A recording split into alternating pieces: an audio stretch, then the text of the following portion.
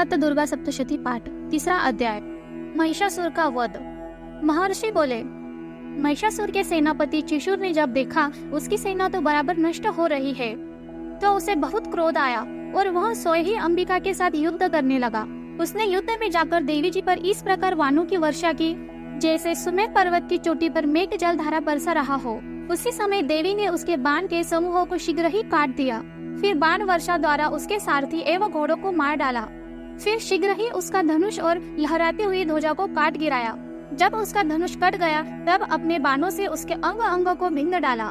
सारथी घोड़े एवं धनुष के नष्ट हो जाने पर वह असुर बिना रथ के पैदल ही तलवार ढाल लेकर देवी की ओर दौड़ा और उसने तलवार से सिंह पर प्रहार कर दिया और फिर देवी जी की बाई भुजा पर बड़े जोर से चोट की। हे राजन, जो ही उसकी तलवार देवी की भुजा पर लगी वह उसी समय टूट गई। फिर तो असुर ने क्रोध से आंखें लाल करके हाथ में त्रिशूल ले लिया। महाकाली जी पर उस दैत्य ने वह त्रिशूल चला दिया। लगते ही वह त्रिशूल इस प्रकार चमका जैसे कि आकाश में सूर्य आकर गिर रहा हो। जो ही देवी जी ने उस त्रिशूल को अपनी ओर आते देखा त्यों ही उन्होंने अपना त्रिशूल चला दिया, जिससे उसके त्रिशूल के टुकड़े टुकड़े हो गए और उसी समय उस महादैत्य चिशुर के प्राण निकल गए।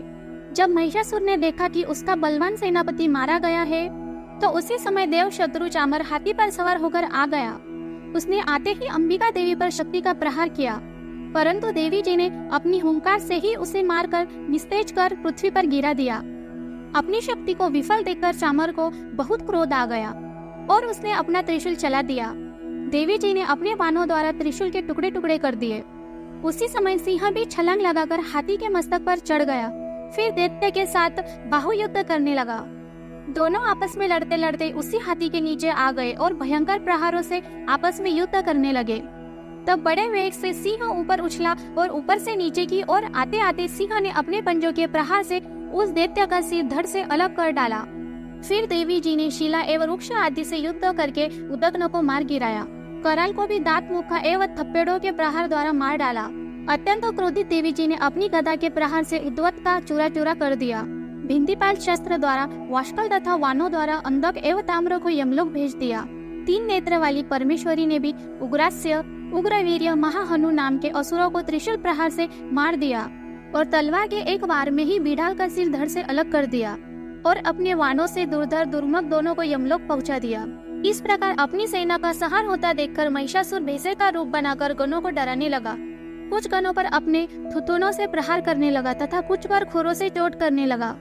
किन्हीं को पूंछ से लताड़ा तथा कुछ को सींगों से चीर डाला। कुछ एक का वेग द्वारा, कुछ को गर्जना द्वारा तथा अन्यों को अपनी श्वास वायु द्वारा पृथ्वी पर गिरा दिया। इस प्रकार देवी की सेना को पछाड़कर वह भैंसा सिंह की ओर झपटा और वह सिंह को मारने लगा। तब देवी को बड़ा क्रोध आ गया।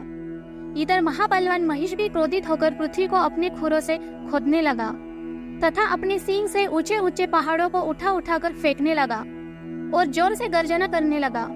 क्रोधित होकर उसके वेग से घूमने के कारण पृथ्वी क्षुब्ध होकर फटने लगी। उसने क्रोधित होकर पूंछ से समुद्र पर प्रहार किया, जिससे समुद्र पृथ्वी को चारों ओर से डुबाने लगा। वेग से हिलते हुए वायु से आकाश में उड़ते हुए सैकड़ों पर्वत गिरने लगे। इस प्रकार उस दैत्य को अपनी ओर आता देखकर अंबिका को भी क्रोध आ गया और उसे मारने के लिए आ गई। क्रोधित चंडिका ने उसकी ओर पाश फेंका, उसके द्वारा वह दैत्य उसमें बंध गया।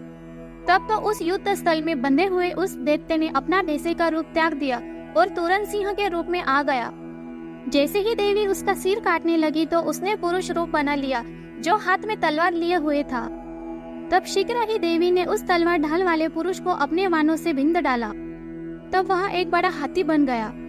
उस हाथी ने अपनी सूंड से उस सिंह को खींचा, फिर दहाड़ने लगा। खींचते समय देवी ने अपनी तलवार से उसकी सूंड को काट दिया। फिर वह राक्षस भैंसे के रूप में आ गया। इसी प्रकार वह समस्त संसार को सताने लगा।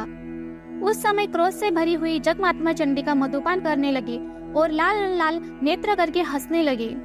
वह राक्षस अपने बल पराक्रम के घमंड में पागल होकर गरजने लगा तथा अपने सिंगों से पहाड़ों को उठा उठाकर देवी जी पर फेंकने लगा। देवी जी ने भी अपने बाणों की वर्षा से उसके फेंके हुए पर्वतों को चकनाचूर कर दिया। तब मधुपान के कारण लाल लाल मुख वाली भगवती ने अटपटे शब्दों में कहा। देवी बोली, अरे दुष्ट, जब तक मैं मधुपान कर रही हूँ तब तक तू गरज ले। बाद में मेरे हाथों संग्राम में तेरा वध हो जाने पर तो देवता भी गरजने लगेंगे। महर्षि बोले। इतना कहते ही देवी जी उछलकर उस दैत्य पर चढ़ गई और उसे पांव से दबाकर दैत्य की गर्दन पर त्रिशूल से आघात किया। देवी जी के पांव से दबे हुए राक्षस ने अपने दूसरे रूप से मुख से बाहर निकलने का प्रयत्न किया। अभी आधा ही निकला था कि देवी जी ने अपने बल के द्वारा उसे वही रोक लिया। तब उस दैत्य ने उसी हालत से युद्ध करना शुरू किया।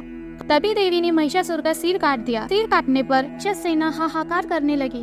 तब देवी जी ने सारी सेना का नाश कर दिया और सभी देवता अत्यंत प्रसन्न हुए। बड़े बड़े ऋषि मुनियों ने और देवताओं ने देवी की अनेक प्रकार से स्तुति की। गंधर्व गान करने लगे तथा अप्सराएं नाचने लगी।